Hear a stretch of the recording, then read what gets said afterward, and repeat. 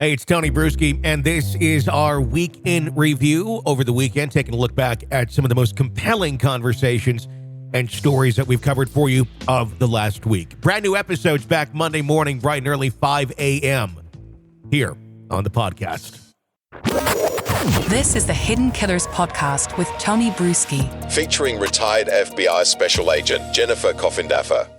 I'm really curious to get your take on there's now obviously quite a few. There's up to 5 now potential connections that we're looking at, according to his daughter, Carrie. And I know you had a chance to speak with Carrie just the other day. But Bad Laundry Day, the one that's referenced in his own writings, and then what Sheriff Eddie Bearden witnessed and heard directly from Rader when he visited him, which to me seems like the beginning of a game where Eddie didn't even discuss what he was wanting to talk to BTK about, yet BTK before that explained to him about his fantasy of watching a woman in a laundromat till she was there alone, and then he'd go in with his ruse, get her in his vehicle, and essentially do what BTK is known to have done.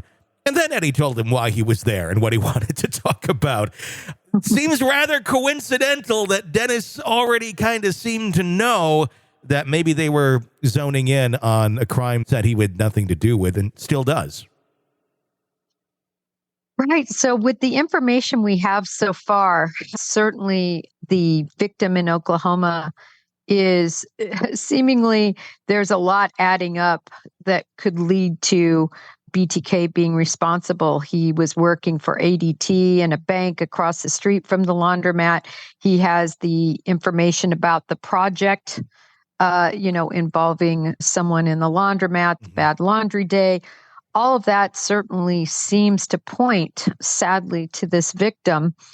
In regard to at least 3 of the others discussed so far, I know that on the 29th, I believe the KBI came out and said they do not believe BTK is responsible for that murder. I saw yesterday another authority that's investigating one of the other murders has said BTK has been looked at, investigated. We've looked over everything most recent and not going to be connected to BTK. And then the lead investigator on the young gal from Missouri, Shauna Garber, that lead investigator has said after, conferring with BTK, conducting the interviews and also with authorities in Oklahoma with what they had, we still can't show that he's any more of a prime suspect than any of our other suspects. So, I just really take my hat off to the fact that law enforcement is looking closer at all of his writings. There were over, I think, 200 projects mentioned. Projects could have been potential victims that he was looking at or crimes he was considering. I think even Carrie herself, if I recall correctly, was a quote unquote project. So I think project may have had a bit of a broader meaning possibly, but the C's, the confirms, that has certainly seemed to line up with killings that he did. I guess my biggest concern with some of them is that do they fit his MO? Yeah. I know that sounds so esoteric, and yes, it's possible he could have changed MOs, but considering his MO was to sexually gratify himself after they were dead, not penetrate them during life, cases that stray from that, I always give pause to. And then secondarily, I think it's great that, Carrie and law enforcement is looking at all of these cases closer. I think the FBI may be involved to some degree now. I know the state authorities, and they should take another look at all the evidence, especially what was dug up in the yard, to see if there is any connection. And so on that front, I think it's great. We're going to get more answers one way or the other. That's what I wonder about with what they're digging up in the yard. Just because they're digging it up and they also have on paper seemingly connected him to the case in Oklahoma. But do we have any physical evidence yet? The fact that we do have evidence that's been dug up in the yard doesn't necessarily mean it's connected to that specific case. Very likely it's connected to the other ones that maybe that we do know about or possibly others that we don't. If there doesn't turn out to be much of a connection to the pantyhose or whatever else was found in the latest hidey hole of BTK on his property in Park City, Kansas, what does that do for this investigation? Is it really kind of just sitting there waiting on if we can find some sort of physical connection, and then I guess it would be whether he admits or not? Well, certainly number one is putting him there. Yeah. They should be able to figure out whether he was in Kansas, Missouri, or Oklahoma at the time of the deaths. So that's the biggest thing that they need to overcome. Once they overcome that, hopefully everything they found in that hidey hole was properly managed from a evidence standpoint. I'm concerned about that because I saw the sheriff twirling around a pantyhose ligature on his desk. He had gloves on, so he must have thought that it was evidentiary of some nature. I initially thought that could have been used around the neck, but in looking at it closer, it looks like more of a wrist, or maybe a wrist, just because it wasn't that long, the way the knot was tied. But we all have hairs on our arms, little tiny hairs. And if it was used to constrain that, and this was recovered, months ago.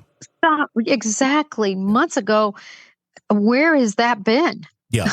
Did it ever get sent to the FBI lab or the state lab? Was it ever properly looked at? I understand that perhaps when it was found, people were throwing it around and weren't, it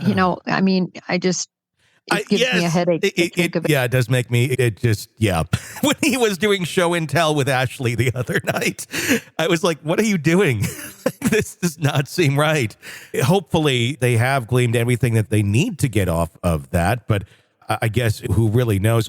Let's talk about his writings a bit. I know that they're starting to look back. That's how they got the Bad Laundry Day project from those writings from years ago. And the writings themselves, I know they are in evidence all these years later, now that the initial cases have been closed against him. Is the people who have access to those writings, is that strictly the authorities in Wichita and Park City and FBI, or who else has access to go through these with a fine-tooth comb to really maybe make some more connections here? Well, I think law enforcement across the board in that tri-state area certainly are able to look at them. The sheriff indicated that he was very, privy to them. I know Carrie's been privy to them. So as I said, it dumbfounds me, and I bleed blue. Yeah. But in this case, I'm a little dumbfounded as to why they were obtained in 2004, and yet now they're taking a closer look. That is confusing to me. I guess I'm just happy for the victim families that it's being done, because hopefully some families might get some closure and some answers. They've offered this immunity now, not just a federal immunity, they're offering immunity from each of these states. So there's nothing for, Dennis Rader to fear, other than I guess he could be moved from his comfortable cell that he's at in El Dorado, Kansas. Other than that, I don't know. He has nothing to worry about in terms of a death penalty situation at this point. And you would think he would want to brag all about it, since he loved to brag about the other 10. But maybe he's waiting to see if they really have him in the crosshairs, and if maybe it's at that point he comes forward. That's what I'm wondering. Is he still playing this game? Is he enjoying all of this attention? Because he certainly has it again, which is what he absolutely loves. Is this something where if they do find more evidence on him, and it goes beyond just him being the prime suspect, but to actually be charged with this, do you see him admitting, or do you think he wants to go on another ride to the Sedgwick County courtroom? Or actually, this wouldn't even be there, because this would have been a crime that took place in Oklahoma. Right. He'd be going to Osage. And my understanding is he's in a wheelchair. He's very fragile now. He's shrunk. Mentally, he's better than ever, but physically he struggles. And I think it's comfortable where he's at. So I do believe that could be a reason why he doesn't want to see any of this go down the road. But he's missing out huge chance at even more fame. And he certainly wants that. So that's kind of the oxymoron here is if he were responsible for these and if he loves to talk about his cases, why isn't he coming forward? This is the Hidden Killers Podcast. Want more? Start binging on all of our true crime podcasts right now through Apple Podcasts and get an ad-free experience when you sign up to be a True Crime Today Premium Plus member exclusively on Apple Podcasts. More of the Hidden Killers Podcast dropping soon. Press subscribe now.